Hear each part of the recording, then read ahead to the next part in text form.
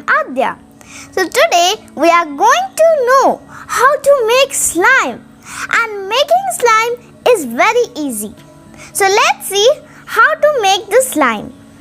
So this quick and easy and cheapy slime will help the children by focusing on that slime. So today we will learn to make slime by some chewing gums only, and it doesn't need any glue or borax or activator or any color for making it a slime.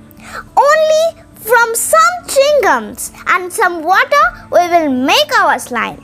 So the supplies that are needed are a transparent bowl, 6 to 10 chewing gums, and a hot water, half bowl of hot water.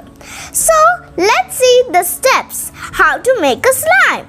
So first of all, you have to put the chewing gums in the hot water. After putting the chewing gums, leave it for 1 minute. Just wait for making it a magic. Leave the bowl that way in 1 minute. And the step 3 is, now you pour the water into another bowl and then you take out the chewing gums. So the step 4 is, you mix the chewing gum with your hand. All the chewing gums will be mixed and it will be made one. Now your slime is ready. Our no glue, no borax, no color slime is ready. And this is the most easiest way for making a slime.